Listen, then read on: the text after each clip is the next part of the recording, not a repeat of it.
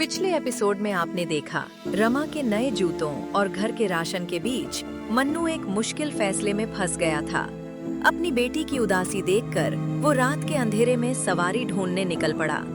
रास्ते में कई मुश्किलें आईं, लेकिन तभी बिजली की चमक में एक अजीब और घबराया हुआ आदमी उसके सामने आ खड़ा हुआ।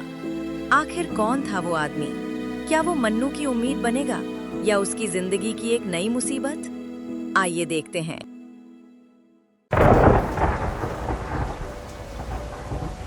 बिजली की चमक में मन्नू ने जैसे ही उस चेहरे को देखा, उसके होश उड़ गए। वो आदमी पूरी तरह बारिश में भीगा हुआ था।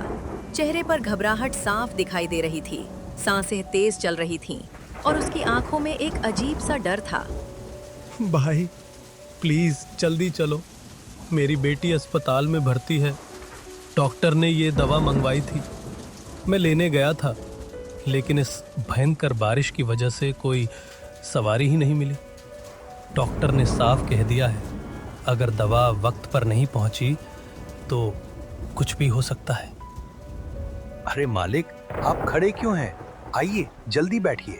वो आदमी जल्दी से तांगे में बैठ जाता है और दोनों अस्पताल की तरफ निकल पड़ते हैं। भाई जितनी तेज ले जा सकते हो ले चलो, पैसों की बिल्कुल चिंता मत करना। मालिक, इस वक्त पैसों से ज्यादा जरूरी आपकी बेटी है, हीरा मोती। जल्दी चलो, आज किसी की जान का सवाल है। बस आज अपने मन्नू को निराश मत करना। रात और भी ज्यादा गहरी होती जा रही थी। तेज हवाएं चल रही थीं। सड़क पर दूर दूर तक सन्नाटा पसरा था। भाई थोड़ा और तेज नहीं जा सकते? कोशिश कर रहा हूँ मालिक, लेकिन रास्ते बहुत खराब हैं। मेरी छुटकी अस्पताल में बहुत डर जाती है। जब मैं निकला था ना, वो मेरा हाथ पकड़कर रो रही थी। बस एक ही बात बोल रही थी, पापा जल्दी आना। कितनी बड़ी है आपकी बेटी? बस 6 साल की, लेकिन बातें बिल्कुल बड़े लोगों जैसी करती है। बच्चियां ऐसी ही होती हैं मालिक। तुम्हारी भी कोई बेटी है क्या? हाँ, मेरी रमा। कितनी बड़ी? 8 साल की। तो फिर तुम मेरा डर समझ सकते हो भाई। बाप का डर दूसरा बाप ही समझ सकता है मालिक। तुम्हारी आवाज सुनकर लग रहा है तुम भी अंदर से बहुत परेशान हो। परेशानी तो मालिक अब जिंदगी का हिस्सा बन चुकी है। क्या हुआ? सब ठीक तो है? मन्नू कुछ पल के लिए चुप हो जाता है। कल मेरी बेटी के स्कूल में दौड़ है, उसके जूते फट गए थे। वो सुबह से बस नए जूतों की बात कर रही थी। मैं बाजार गया था ये सोचकर कि आज उसकी ये छोटी सी ख्वाहिश पूरी कर दूंगा, लेकिन मालिक जेब में इतने पैसे नहीं थे कि राशन और जूते दोनों ला सकूं। अच्छा, फिर तुमने क्या किया? मैं राशन ले आया। रमा ने कुछ कहा? उसने मुस्कुराकर कहा, कोई बात नहीं पापा, पुराने जूते अभी चल जाएंगे। लेकिन मालिक, मैं जानता हूँ उसकी मुस्कान झूठी थी। रात को मैंने उसे कमरे के कोने में बैठकर अपने फटे हुए जूते सिलते देखा। हे भगवान, वो खुद से बोल रही थी, बस कल रेस में टूटना मत। ये सुनकर आदमी एकदम चुप हो जाता है। उसकी आंखों में भी आंसू आ जाते हैं। दुनिया में सबसे मुश्किल चीज पता है क्या है मन्नू? क्या मालिक? अपनी औलाद की आंखों में टूटी हुई उम्मीद देखना। मन्नू खामोश हो जाता है। अचानक तांगा जोर से हिलता है। अरे अरे, क्या हुआ? लगता है पहिया कीचड़ में फंस गया। मन्नू तुरंत नीचे उतरता है। बारिश अब और भी तेज हो चुकी थी। हे भगवान, अब क्या होगा? घबराइए मत मालिक, निकल जाएगा। मन्नू पूरी ताकत लगाकर पहिया खींचने लगता है, लेकिन पहिया जरा सा भी नहीं हिलता। भाई प्लीज कुछ करो, मेरी बच्ची की जिंदगी का सवाल है। हीरा, मोती, जोर लगाओ।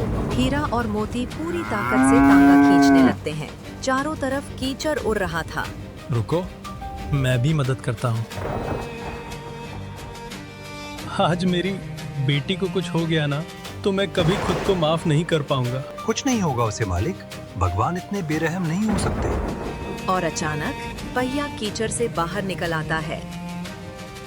हे भगवान, तेरा लाख लाख शुक्र है। चलिए मालिक, जल्दी बैठिए। और इस तरह वो दोनों अस्पताल की ओर चल पड़ते हैं। बारिश थम चुकी थी और मौसम साफ हो गया था। कुछ देर बाद अस्पताल दिखाई देने लगता है। मन्नू, अस्पताल आ गया। वो जल्दी से नीचे उतरता है। मन्नू आए, रुकना, मैं अभी आया। वो भागते हुए अस्पताल के अंदर चला जाता है।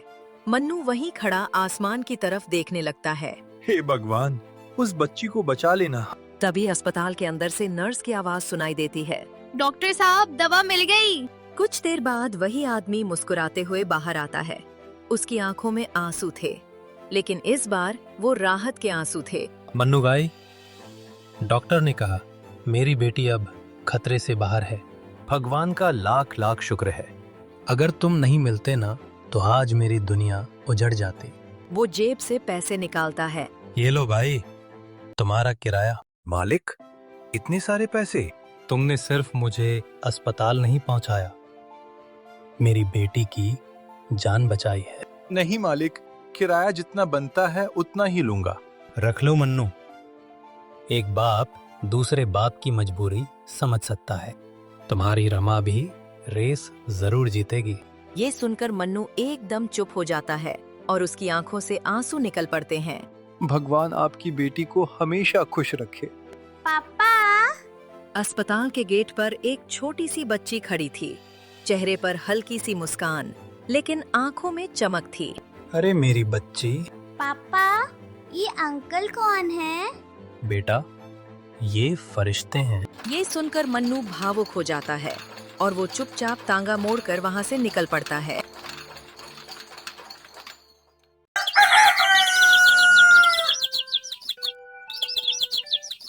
अगली सुबह रमा अपने पुराने सिले हुए जूतों को देखकर उदास बैठी थी।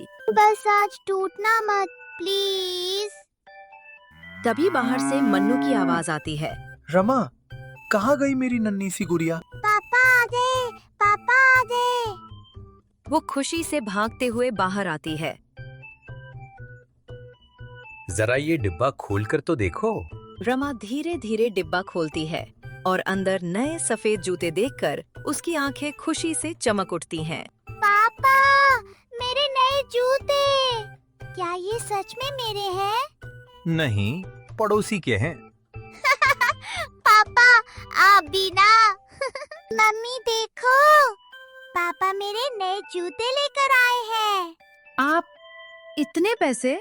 हाँ शांति, बस यूं समझ लो, कल रात भगवान ने हमारी सुन ली।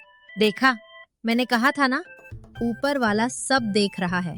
हाँ शांति, लेकिन कल रात एक बात समझ आ गई। वो क्या?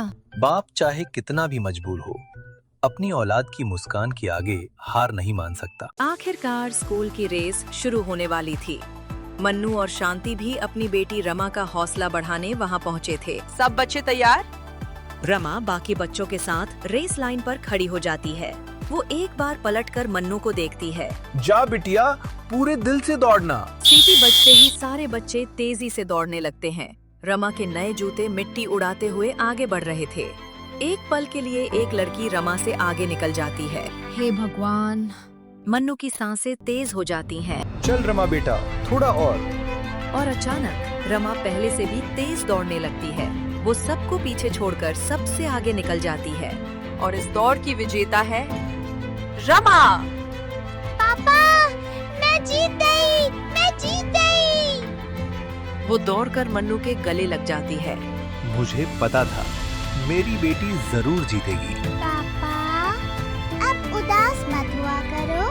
मैं बड़ी होकर बहुत पैसे कमाऊंगी और आपका नाम ऐसे ही रोशन करूंगी। मेरी प्यारी सी गुड़िया। वह हंसते हंसते रो पड़ता है और रमा को अपने सीने से लगा लेता है। तो देखा आपने, कभी कभी जिंदगी हमारी हिम्मत को आजमाती जरूर है, लेकिन एक बाप का प्यार हर मुश्किल से बड़ा होता है। और उस रात मन्नू सिर्फ जूते ही नहीं लाया था, वो अपनी बेटी की मुस्कान और अपनी उम्मीद भी वापस ले आया था।